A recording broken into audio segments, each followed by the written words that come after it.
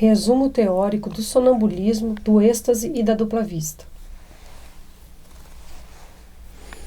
Os fenômenos do sonambulismo natural se produzem espontaneamente e independem de qualquer causa exterior conhecida, mas, em certas pessoas dotadas de especial organização, podem ser provocados artificialmente pela ação do agente magnético. Então, o sonambulismo ele tem a possibilidade de ser natural. Tem pessoas que naturalmente elas conseguem praticar o sonambulismo e algumas podem ser provocadas pela ação magnética de um magnetizador. O estado que se designa pelo nome de sonambulismo magnético apenas difere do sonambulismo natural, em que um é provocado enquanto o outro é espontâneo. No caso do sonambulismo magnético, a pessoa pode desenvolver depois uma habilidade para a propensão do sonambulismo natural ou não? Pode. Agora, a questão que a gente tem que sempre avaliar é o seguinte: quando nós temos o dom do sonambulismo, que ele é praticado naturalmente pela pessoa, ela tem seus protetores, ela já tem uma preparação espiritual para aquilo ali. Quando você força, provocando artificialmente pela ação do magnetismo, do passe, aí essa pessoa depois ela quer fazer sozinha e consegue fazer sozinha, mas ela não tem ainda a segurança necessária da proteção espiritual, pode ser complicado. Então Kardec deixou bem claro isso no Livro dos Médiuns. A mediunidade deve ser desenvolvida espontaneamente, que é o trabalho no bem, as orações, o estudo e o treinamento. Então, a gente tem que estar sempre atento com relação a esses 4 tópicos fundamentais ao desenvolvimento de uma mediunidade segura. Então, no caso que ele está colocando para nós aí, é que o sonambulismo natural, ele é produzido naturalmente porque o encarnado já tem aquela mediunidade. E o magnético, ele é provocado por uma ação magnética. Em certas pessoas ele consegue ser provocado, em outras não. Então, aquele natural é natural, a pessoa com a ação ou não do magnetismo, ele vai produzir o fenômeno. Muitas das vezes é quando ele não quer, é quando ele quer, e outras é quando é voluntário. Naturalmente ele não tem o controle. E agora, ou aquele provocado é só naqueles momentos que são provocados. E esse não adianta tentar provocar em qualquer pessoa, que nem todos vão conseguir mesmo sob provocação. Agora tem que ter os cuidados com as proteções espirituais que são necessárias. Por que seria então mais extraordinário ou irracional o sonambulismo magnético? Apenas por produzir-se artificialmente, como tantas outras coisas? Os charlatães o exploram, dizem, razão demais para que não lhe seja deixado nas mãos. Nós temos que entender que no sonambulismo provocado, nos momentos adequados, no local adequado, ele não vai ter o problema, porque ele vai estar sendo utilizado para alguma atividade que seja essencial, atividade do bem. Agora, quando o magnetismo está usando o sonambulismo pelo magnetismo para diversão, outra situação, como no charlatanismo, aí é uma situação delicada e vai trazer algumas implicações tanto para o agente passivo quanto para o agente ativo, ou seja, tanto para aquele que vai ser magnetizado quanto para o magnetizador. Nós percebemos que essa mediunidade é uma mediunidade bem delicada. Então, ela tem que ser muito bem assistida? Toda mediunidade deve ser bem assistida, portanto, é o trabalho com o treinamento, a caridade, a oração e o estudo tem que estar sempre presente em todas essas ações para que a gente esteja consciente do que estamos fazendo. Toda mediunidade ela tem seu lado útil, mas tem seu lado perigoso. Assim como na física, dependendo de como se usa as leis da física, pode ser boas ou ruins. Na energia nuclear, é para produzir energia nuclear, para produzir energia elétrica, mas também pode ser produzida uma bomba. Então depende de como se usa e com a responsabilidade que se usa o objeto do que você está utilizando. Quando a ciência se houver apropriado dele, muito menos crédito terão charlatões junto às massas populares. Enquanto isso não se verifica, como o sonambulismo natural ou artificial é um fato, e como contra fatos não há raciocínio possível, vai ele ganhando terreno. Apesar da má vontade de alguns no seio da própria ciência, onde penetra por uma imensidade de portinhas, em vez de entrar pela porta larga. Quando lá estiver totalmente, terão que lhe conceder o direito de cidade, ou de ser reconhecido. E até hoje, a ciência não aderiu totalmente à técnica do sonambulismo, não procurou entendê-lo como uma ciência à parte, e às vezes tenta tratá-lo de uma forma patogênica, como se ele fosse uma doença tratável. E ele não é doença, é uma mediunidade educável. E mediunidade pode ser comparada com a doença. E se você é portador de uma mediunidade, não procure entender essa mediunidade, seja ela qual for, e tratá-la dos pontos de vista kardecista, na grande maioria das vezes você pode incorrer em riscos, e riscos bem delicados. Portanto, nós temos que ficar atentos para nos protegermos de nós mesmos e conseguirmos, assim, termos condições de agir com prudência e com o devido cuidado ao lidarmos com todas as mediunidades. Porque se elas não forem bem cuidadas, é como um terreno muito fértil, vai se encher de erva daninha.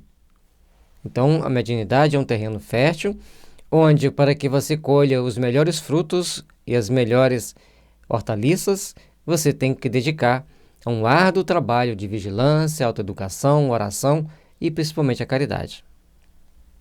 Quando temos a mediunidade, ela foi antecipadamente programada no plano espiritual para nós? A grande maioria, sim. Mas existem os acidentes de percurso que a pessoa fica médium no meio do caminho, seja a partir de algum fato da vida dele, ela desencadeia. Então a gente tem pessoas muito sensíveis. Uso de drogas também, né? Tem pessoas muito sensíveis que podem desenvolver a mediunidade a partir de um evento que aconteceu na vida dele. As mediunidades por uso de drogas, elas serão sempre mediunidades perturbadas e que levarão a pessoa a viver conflitos íntimos, às vezes sem a presença de espírito. Ele entra em contato com cenas de vidas passadas que ele não vai conseguir se diferenciá-las, se é dessa vida ou se é de outra. Muitas das vezes, na reunião mediúnica, a gente depara com espíritos que ele não sabe mais em qual vida ele está vivendo. Ele mistura umas 3 ou 4 existências, não vai conseguir sair dali bom. Ele vai ali na reunião mediúnica, ele toma simplesmente um choque anímico, para ele começar a ter uma melhorada, e ele vai reencarnar com aqueles conflitos, porque ele acessou alguma coisa que não era para ele acessar naquele momento. Então, a mediunidade para ser desenvolvida é com treinamento, oração, caridade e estudo. Fora isso, a pessoa está se complicando. Não adianta só o treinamento, não adianta só a oração, não adianta só a caridade, não adianta só estudo. Tem que associar ambos. Ah, mas tem gente que é médium. Agora, esses médiums que não estudam, que não fazem nenhuma dessas 4 opções, raros são aqueles que se mantêm seguros. Ah, mas fulano, beltrano, raros. A maioria se perde no meio do caminho, vai passando por uma série de contratempos desagradáveis que o tempo vai mostrar, ou quem convive com ele vai mostrar as circunstâncias desagradáveis que ele está vivenciando. Para o Espiritismo, o sonambulismo é mais do que um fenômeno psicológico. É uma luz projetada sobre a psicologia. É aí que se pode estudar a alma, porque é onde esta se mostra a descoberto. Ora, um dos fenômenos que a caracterizam é o da clarividência, independente dos órgãos ordinários da vista.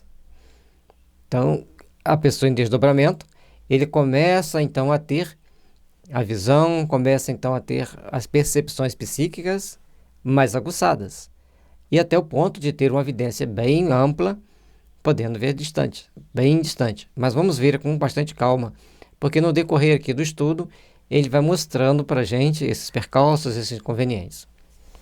Fundam-se os que contestam este fato em que o sonâmbulo nem sempre vê, é a vontade do experimentador com os olhos. Então, o sonâmbulo, ele nem sempre ele vê com os olhos, ele vai ver quando estou com a alma, qualquer parte da alma, é ao ponto que ele vai perceber. E aí vem a seguinte pergunta: será de admirar que difiram os efeitos quando diferentes são os meios? Em que o meio que você está vai ter as consequências, o meio que você está vai ter as respostas. E aí é bom nós entendermos que médium, espírito e meio é um tripé importantíssimo para a mediunidade, para o fruto da mediunidade, certo? Será racional que se pretenda obter os mesmos efeitos quando não há instrumento? A alma tem suas propriedades como os olhos têm as suas. Cumpre julgá-las em si mesmas e não por analogia. Então, os instrumentos são diferentes. Se tem duas pessoas em desdobramento, são duas pessoas diferentes com uma lente perceptiva diferente. Então, nós temos que entender que tem essa diferença. Uma situação é nós fazermos um desdobramento aqui, onde está um ambiente bem isolado do público externo. A outra, nós fazemos um desdobramento, por exemplo, dentro de uma sala de aula, com 40 alunos, cada um de uma religião diferente, cada um com uma crença diferente e com uma personalidade diferente e com um objetivo diferente ali dentro. E a outra dentro da reunião mediúnica, onde todos os fenômenos são convergidos para aquele fenômeno, aquele fato, e onde todos querem receber os melhores benefícios daquele evento, daquela situação. Então, o meio, o médium e o espírito vai influenciar muito. Ah, mas aqui nós estamos falando de êxtase e tem a ação dos espíritos? Mais à frente vai ficar bem claro isso. Vejamos. De uma causa única se originam a clarividência do sonâmbulo magnético e do sonâmbulo natural. É um atributo da alma, uma faculdade inerente a todas as partes do ser incorpóreo que existe em nós e cujos limites não são outros senão os assinados a próprias almas. Então, a percepção está em toda a estrutura da alma. E o limite é o limite da própria alma. Então, portanto, cada vidente vai ver o que lhe é inerente e o que lhe é possível. E raramente dois videntes vão ver os mesmos fenômenos com a mesma forma, com a mesma descrição. O sonâmbulo vê em todos os lugares aonde sua alma possa transportar-se, qualquer que seja a longitude. Então, a qualquer que seja a distância, o espírito pode ir, desde que ele possa ir, ele vai ver e trazer a imagem, a impressão daquilo que ele viu, vai trazer o relato daquilo que ele viu. No caso, nós poderíamos falar que a pessoa que tem as faculdades de sonambulismo natural e o magnético, elas têm um processo evolutivo assim mais avançado, ou é simplesmente uma faculdade mediúnica que pode estar em um encarnado e pode não estar em outro, e que tem uma finalidade? A questão de definir mediunidade com evolução é uma situação muito delicada. A mediunidade é a oportunidade de servir que é dado àqueles espíritos que já se predispuseram a servir a causa do bem. E, normalmente, já treinaram isso em outras épocas, em outras vidas. Os mesopotâmios usavam isso, os egípcios usavam demais, principalmente o Tutmés III, que usava e abusava do magnetismo e principalmente do desdobramento para fiscalizar o reino. E assim, a maioria dos povos antigos tinham grupos que estudavam e faziam esses experimentos, às vezes para obter informações por dinheiro, ou para gerenciar o reino, ou dentro dos cultos deles para trazer as informações. Cada um, com as suas possibilidades, as suas aptidões, os seus compromissos, reencarnam para exercer a mediunidade, para ajudar as pessoas a crescer espiritualmente, principalmente moralmente. Se tentar abusar disso, vai ter as complicações espirituais correlatas. Portanto, não é bom dizermos que por ter essa ou aquela mediunidade é mais evoluído, porque até mesmo afloraria a vaidade e a falta de compromisso com, que é o mais importante, com a doutrina espírita.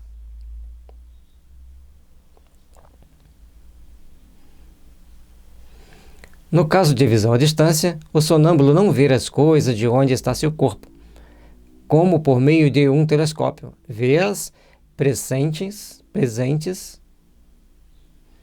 como se achasse no lugar onde elas existem, porque sua alma, em realidade, lá está.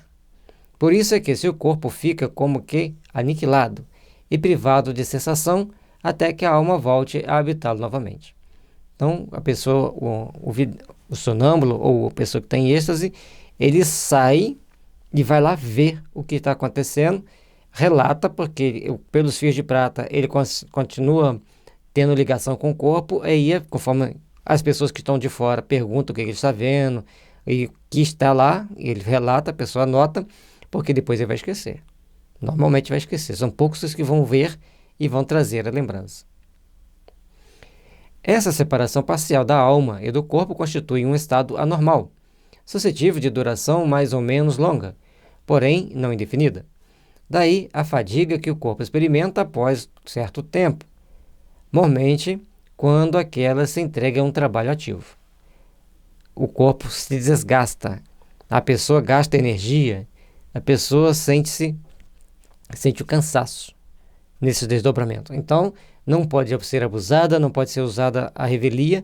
Temos que ter o compromisso, temos que ter a responsabilidade de procurarmos fazer da forma mais compatível e mais decente possível.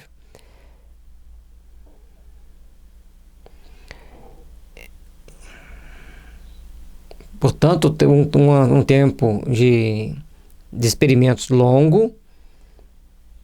E aí, nesse longo, nem 1 hora nem 2, não. É questão de 15, 20 minutos no máximo. Não dá para fazer muito tempo, não. Porque por causa do desgaste da pessoa, e o corpo físico sente o desgaste. O exercício mediúnico desgasta o corpo físico. Então, a espiritualidade tem um trabalho muito grande com os médiuns para mantê-los saudáveis. E os médiuns, se quiserem ter um corpo saudável, têm que fazer muita vigilância com a sua boca. O que come e o que bebe. Certas substâncias são muito nocivas para a mediunidade, principalmente as bebidas químicas. A vista da alma ou do espírito não é circunscrita e não tem sede determinada. Eis que os sonâmbulos não lhe podem marcar o órgão especial. Veem porque veem, sem saberem o motivo nem o modo, uma vez que, para eles, na condição de espíritos, a vista carece de foco próprio. Então, o espírito, na realidade, ele percebe, ele tem uma grande percepção. Portanto, ele não apenas vê com os olhos físicos, com os olhos conforme a gente gostaria que fosse. Ele tem a percepção em toda a sua alma. Se reportam ao corpo como foco, lhes parece estar nos centros onde maior é a atividade vital, principalmente no cérebro, na região do epigastro, e no órgão que consideram o ponto de ligação mais forte entre o espírito e o corpo. Então, quando eles vão dar essa descrição de como que eles estão vendo, ou veem pelo cérebro, né, pela cabeça, ou pela região do gástrico, principalmente no plexo solar, ou a parte que está ligada, o cordão de prata, ao corpo físico. E aí é que vai definir mais ou menos a evolução. Quanto mais evoluído, mais nobre é o chakra por onde o cordão de prata fica ligado. O comum é ficar ligado no esplênico.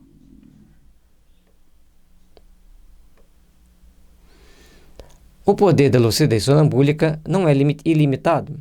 O espírito, mesmo quando completamente livre, tem restringidos seus conhecimentos e faculdades conforme o grau de perfeição que haja alcançado. Ainda mais restringidos os tem quando ligado à matéria, a cuja influência está sujeito. Então, estando no corpo físico, o espírito tem todos os seus conhecimentos limitados, restringidos, para que ele não tome certas atitudes que podem trazer algumas complicações para ele e para a sociedade onde ele está inserido. É o que motiva não ser universal nem infalível a clarividência sonambúlica. E tanto menos se pode contar com a sua infalibilidade. quanto mais desviada seja o fim visado pela natureza e transformada em objeto de curiosidade e de experimentação. A curiosidade e a experimentação é uma coisa que afasta os bons espíritos, principalmente quando a curiosidade e a experimentação não leva a um fim útil, leva a pessoa apenas a divertir-se. Então, por mais que a pessoa tente colocar uma máscara para fazer provocar o fenômeno e agir durante aquele momento, os espíritos estão vendo a intenção que está por trás. E, normalmente, eles falam, tudo poderia ser esclarecido à humanidade se nós encontrássemos corações puros, com o intuito puramente de ajudar. Mas, como ainda não é assim, não temos pessoas nesse nível, algumas informações vão sendo postergadas até o conhecimento que o Espírito pretende trazer para a Terra, ele tem que estar com o coração muito purificado para trazer com segurança. Caso contrário, ele pode se tornar joguete de espíritos inferiores. Então é um cuidado que nós temos que ter, é um cuidado que todos têm que procurar observar em si mesmo para que as situações ocorram com segurança, ocorram com as possibilidades de realizar sempre para o bem, de realizar sempre para a utilidade para todos, e no momento que for permitido. Porque tem muita coisa no mundo espiritual que mesmo o médium de desenvolvimento vendo, ele não pode trazer.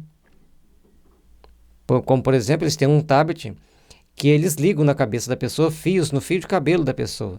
E ele faz a leitura do processo mental da pessoa através daquele sistema. Nós ainda não podemos ter isso aqui. Mesmo que eu fale para vocês, alguém da tecnologia eletrônica tentar fazer, ele vai quebrar a cabeça até que seja permitido que venha fazer.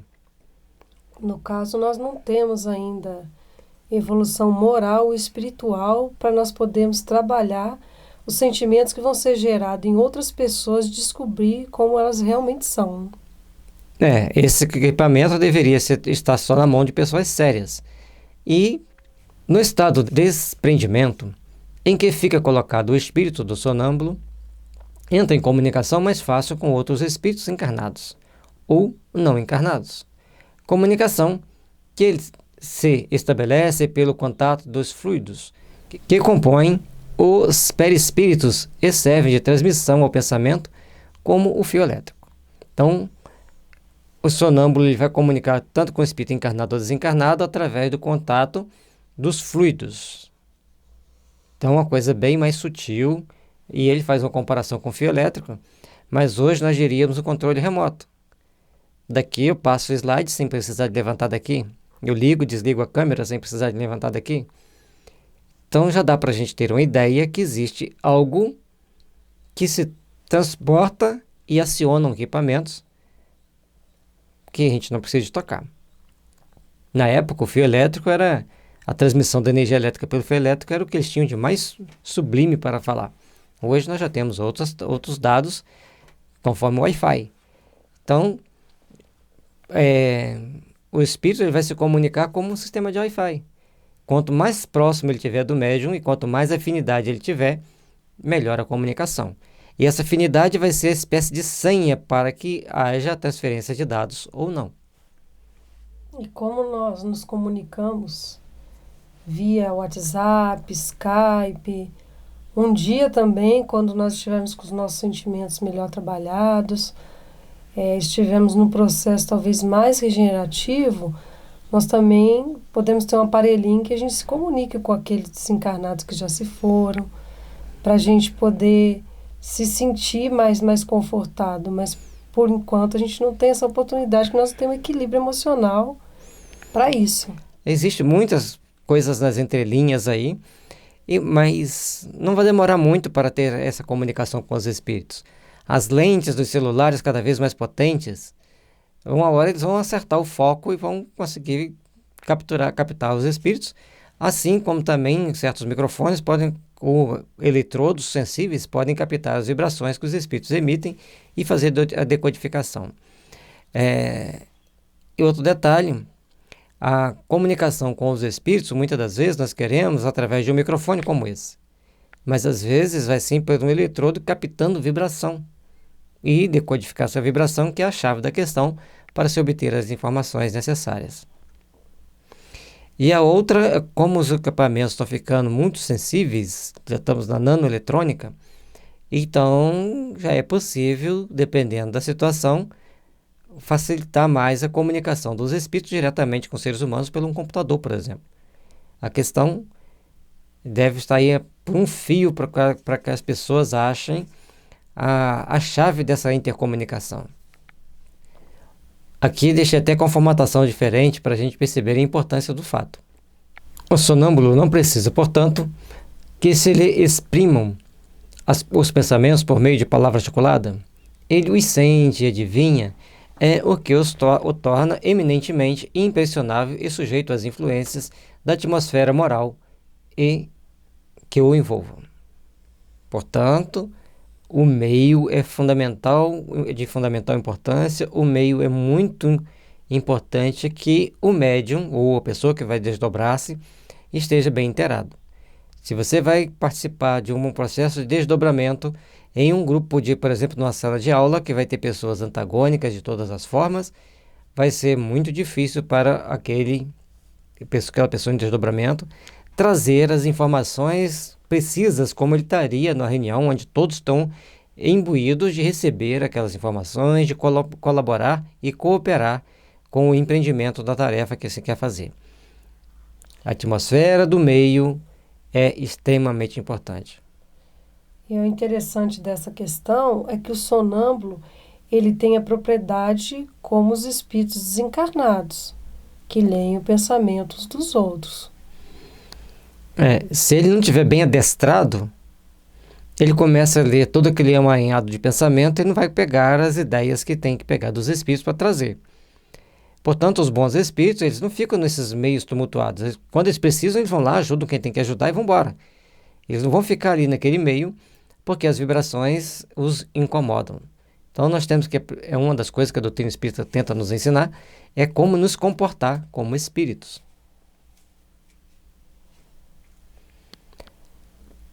Essa também é a razão porque uma assistência muito numerosa e a presença de curiosos mais ou menos malevolentes que prejudicam de modo essencial o desenvolvimento das faculdades que, por assim dizer, se contraem só se desdobrando com toda a liberdade em um meio íntimo ou simpático. Então, para provocar, tem que ser no meio íntimo e simpático. Às vezes tem 4 pessoas, por exemplo. Mas tem 2 ali que estão curiosas assim, será que faz mesmo? Quero ver. Mas eu queria ver o espírito dele, não é só ele falando de desdobramento. Eu já vou acreditar nisso. Então, esse tipo de pensamento já atrapalha significativamente o resultado do trabalho.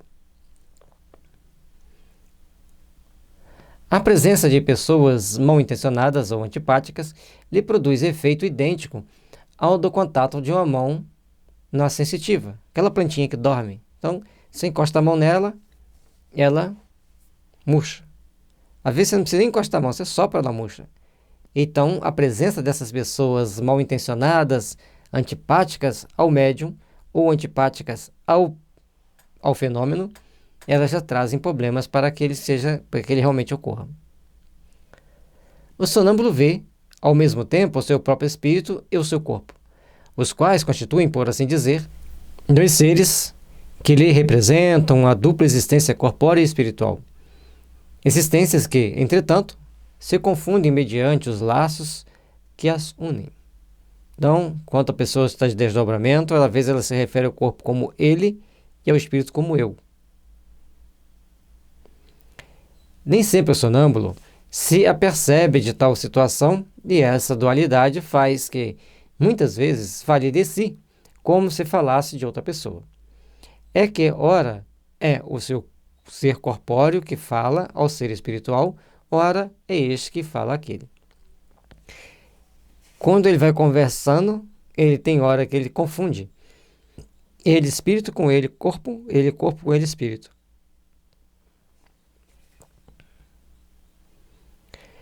Em cada uma das existências corporais, o espírito adquire um acréscimo de conhecimentos e de experiência. Esquece-os parcialmente quando encarnado em matéria por demais grosseira, porém deles se recorda como espírito. Durante o sono, durante esses desdobramentos, durante o estado de êxtase. Assim é que certos sonâmbulos revelam conhecimentos ainda do grau da instrução. Não é ainda, é acima.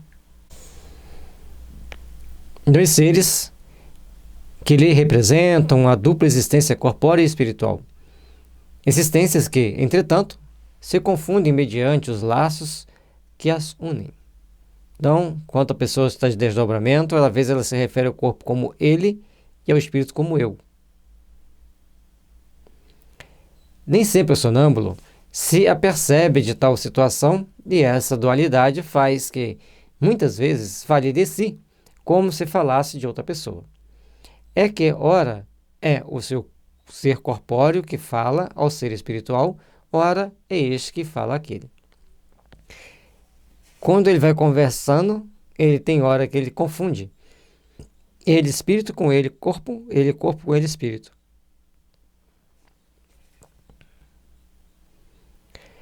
Em cada uma das existências corporais, o espírito adquire um acréscimo de conhecimentos e de experiência. Esquece-os parcialmente quando encarnado, em matéria por demais grosseira, porém deles se recorda como espírito. Durante o sono, durante esses desdobramentos, durante o estado de êxtase. Assim é que certos sonâmbulos revelam conhecimentos acima do grau da instrução que possuem, e mesmo superiores às suas aparentes capacidades intelectuais. Portanto, da inferioridade intelectual e científica do sonâmbulo, quando desperto, nada se pode inferir com relação aos conhecimentos que porventura revele no estado de lucidez. Então, quando ele está encarnado, ele tem pouquíssimos conhecimentos, preso ao corpo. Quando ele vai para o desdobramento, ele deslancha conhecimentos, deslancha as informações. Conforme as circunstâncias e o fim que se tem em vista, ele os pode aurir da sua própria experiência, da sua clarividência relativa às coisas presentes, ou dos conselhos que receba de outros espíritos. Mas, podendo o seu próprio espírito ser mais ou menos adiantado, possível lhe é dizer coisas mais ou menos certas. De acordo com a evolução do espírito, ele vai passar as informações. De acordo com o conhecimento que o espírito tem, seu grau de cultura, ele vai passar as informações. Então, as informações não dependem só de uma situação A, B ou C. Elas dependem da situação A, da B e da C. Né? Ou, E. Uma delas não estiver bem encaixada, a mensagem não vai sair perfeita. Tem um expositor espírita que ele fala assim, se tem uma máquina de escrever que não tem a letra H, toda palavra que tiver a letra H vai ficar faltando, vai ficar um espaço ali. E assim o médium, tem um médium que não tem a letra H, não tem a letra M, não tem a letra G, e vai criando frases, nós estamos falando assim, de um sentido conotativo. Faltando a letra, quer dizer, ele não tem certos conhecimentos, não tem certa capacidade de colocar aqueles conhecimentos no papel. Pelos fenômenos do sonambulismo, quer natural, quer magnético, a providência nos dá a prova irrecusável da existência e da independência da alma e nos faz assistir ao sublime espetáculo da sua emancipação. Abre-nos dessa maneira o livro de nosso destino. Quando nós temos o fenômeno do desdobramento, com a pessoa fazendo os relatos e trazendo as informações, é um fato que para quem quer acreditar, vai acreditar. Agora, quem não quer acreditar, não adianta assistir também, porque vai ser difícil. Quando o sonâmbulo descreve o que se passa à distância, é evidente que vê, mas não com os olhos do corpo. Vê-se a si mesmo e se sente transportado ao lugar onde vê o que descreve. Lá se acha, pois, alguma coisa dele, e não podendo essa alguma coisa ser o seu corpo, necessariamente é sua alma ou espírito. Então, quando o sonâmbulo, ou seja por qual meio seja que ele tenha sido provocado esse sonambulismo, ele se desloca para um ambiente, lá ele está vendo aquilo que é inerente a que a sua alma pode ver, que lhe é permitido ver com o espírito.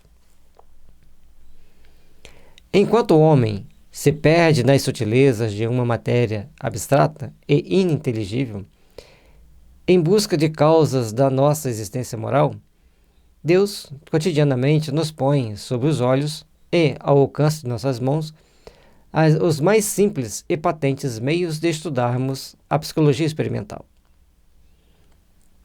Por mais que se procure estudar, por mais que procure-se entender a alma humana, se não procurarem estudar e entender a doutrina espírita, não vão longe.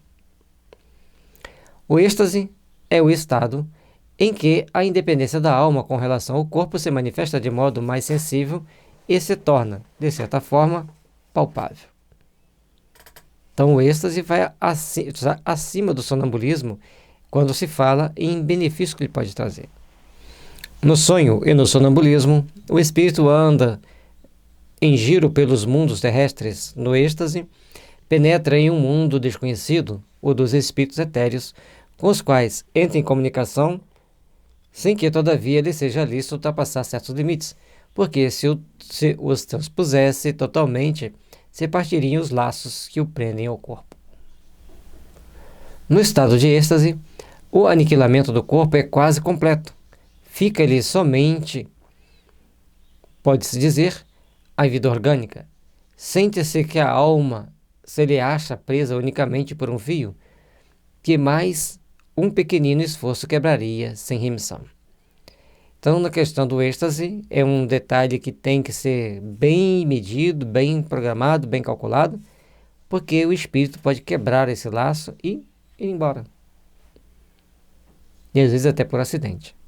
Então, tem que ser feito acompanhado dos bons espíritos, tem que ser feito acompanhado daqueles que nos protegem, daqueles que nos orientam, com seriedade. E é uma situação para o espírito encarnado muito prazerosa, porque se ele vai num plano superior e ele sente toda aquela energia mais leve, mais suave, todo um estado de felicidade, tem que ter uma programação muito grande ali em volta dele, uma vigilância muito grande para que esses médios que estão controlando a mediunidade possa trazê-lo de volta. É por isso que ele não pode transpor certos limites, né? Tem que ter bem controlado.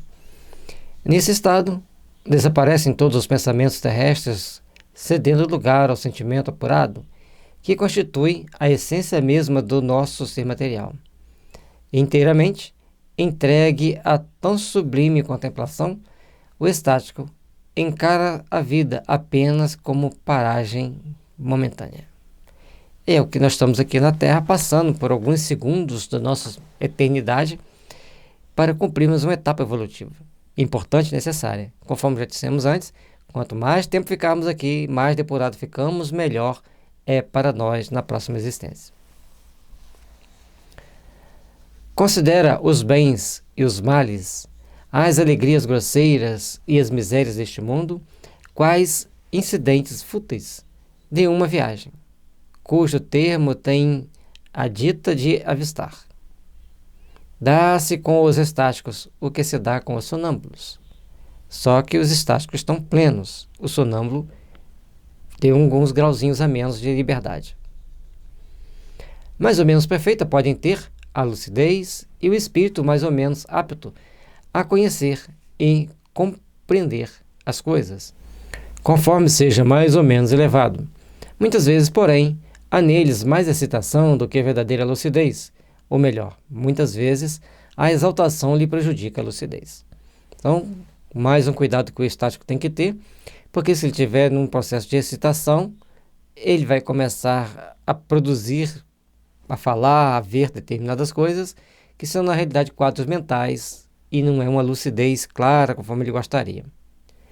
Daí o serem, frequentemente, suas revelações, um misto de verdades e de erros, de coisas grandiosas e de coisas absurdas, até ridículas. Dessa exaltação, que é sempre uma causa de fraqueza, quando o indivíduo não sabe reprimi-la. E aí, o estudo da doutrina espírita é importante, que vai facilitar certas compreensões, certas percepções, que vai dar mais segurança para o estático. Espíritos inferiores costumam aproveitar-se para dominar o estático. Espíritos inferiores costumam aproveitar-se para dominar o estático, tomando, com tal intuito, aos seus olhos, aparências que mais o aferram às ideias que nutrem no estado de vigília. Há nisso um escolho, mas nem todos são assim. Cabe-nos tudo julgar friamente e pesar-lhe as revelações na balança da razão.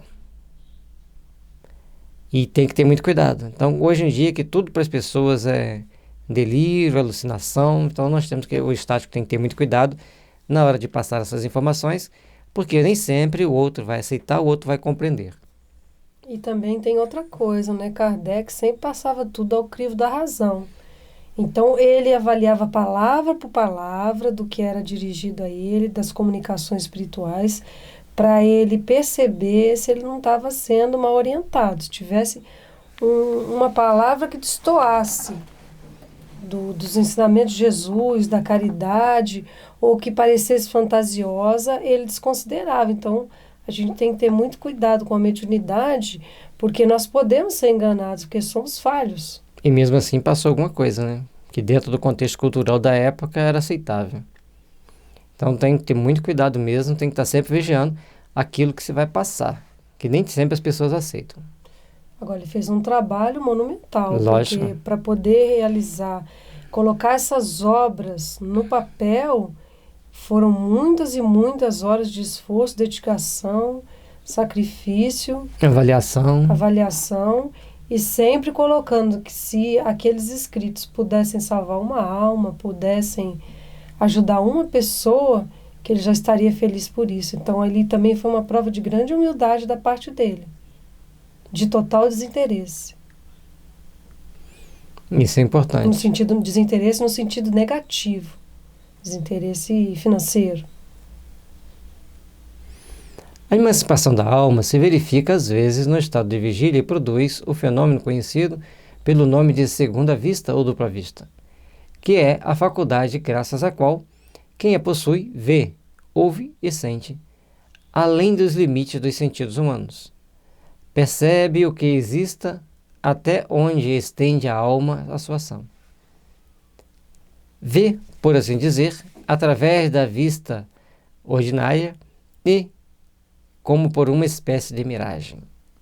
Então, a pessoa que tem a dupla vista, com essa faculdade, ele estando mesmo ali, conversando com a pessoa, ele, por alguns segundos, ele dá uma pequena desdobrada e percebe algo mais, sente algo mais, tem mais percepção. Essa que a maioria dos médiuns tem, em diferentes graus. E no caso, a pessoa que faz meditação, por exemplo, ela pode acabar desenvolvendo o êxtase porque ela consegue se conectar consigo mesmo? A meditação tem N possibilidades, tem N técnicas, e as pessoas também têm N possibilidades e N capacidades N que significa um número qualquer, capacidade de alcançar esse estado de êxtase. O objetivo da meditação é te levar ao êxtase, mas poucos conseguem ele pleno. E conseguir equilibrar algumas das nossas tensões, algumas das nossas mazelas íntimas já é um grande passo, principalmente treinar a educar a mente. Os orientais fazem isso muito bem, mas nós ocidentais temos uma grande dificuldade de concentrar e tentar parar a nossa mente extremamente hiperativa. No momento em que o fenômeno da segunda vista se produz, o estado físico do indivíduo se acha sensivelmente modificado. O olhar apresenta alguma coisa de vago. Ele olha sem ver. Toda a sua fisionomia reflete uma como exaltação. Nota-se que os órgãos visuais se conservam alheios ao fenômeno, pelo fato de a visão persistir, malgrado a oclusão dos olhos. Então, a pessoa no estado de êxtase, ele vai ter uma certa dificuldade de controlar o corpo físico e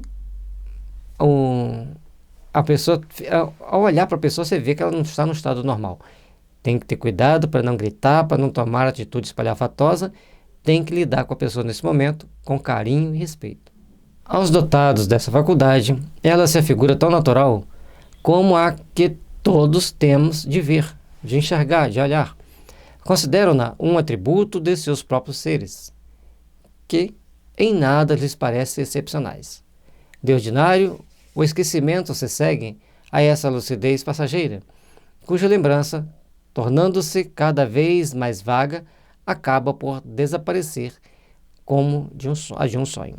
Então as pessoas veem, percebem, tem aquele momento ali de lucidez e depois eles vão esquecendo. E para eles é tão natural que eles têm essas percepções e não dão valor a elas. É igual aquela intuição que a gente tem num átimo de segundo.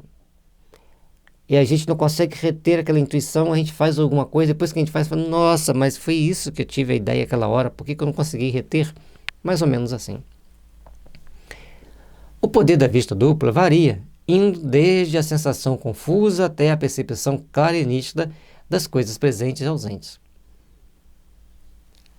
Quando rudimentar, confere a certas pessoas o tato, a perspicácia, uma certa segurança nos atos a que se pode dar o qualificativo de precisão de golpe de vista moral.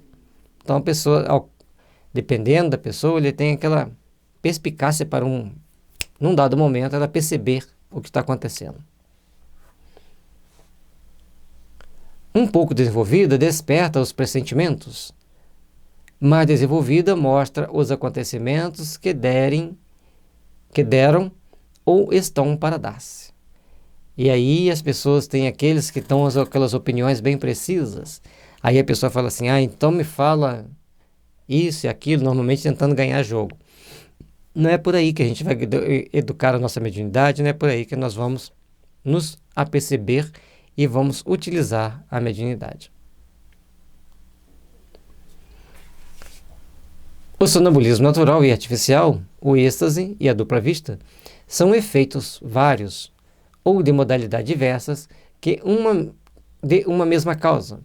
Esses fenômenos, como os sonhos, estão na ordem da natureza, tal a razão porque hão existido em todos os tempos. E aí, todas as épocas da humanidade, eles existiram e foram usados cada um a seu modo, cada um a seu jeito. No caso aí o Kardec está querendo dizer que não deve ser considerado um fenômeno sobrenatural. É um fenômeno natural que sempre existiu. Toda a doutrina espírita sempre existiu em variadas partes do mundo, em variadas épocas, e todos tinham esses potenciais. O que o Kardec fez foi catalogar e explicar para nós, para não ficar aquela coisa assim fantástica, sobrenatural, e ficar dentro da comodidade, de uma forma cômoda para os seus portadores poderem lidar com elas, sem grandes tormentos. A história nos mostra que foram sempre conhecidos e até explorados desde a mais remota antiguidade, e neles se nos depara a explicação de uma imensidade de fatos que os preconceitos fossem tidos por sobrenaturais, por medo, por assustador, por dominador. Em cada época da humanidade usaram-se, principalmente no mundo ocidental, usou esses dons da forma das mais variadas possíveis, com os mais variados motivos e intenções, levando cada um de nós hoje a respondermos por nós mesmos, pelas nossas ações, mas acima de tudo procurarmos compreender esses fenômenos para melhor nos ajudar e melhor ajudar a humanidade a evoluir, a ajudar a humanidade a crescer. Parte 2ª, capítulo 8. Considerações sobre a emancipação da alma. Esse e muitos outros livros você encontra no site da FEB Editora. Nós concluímos mais esse capítulo. Deixe seu like, inscreva no nosso canal, compartilhe com seus amigos, com as suas amigas. Ajude-nos a divulgar a doutrina espírita, ajude-nos a esclarecer almas. Fique com Deus, que Jesus nos abençoe. Que Deus os abençoe e ilumine o caminho de cada um de vocês.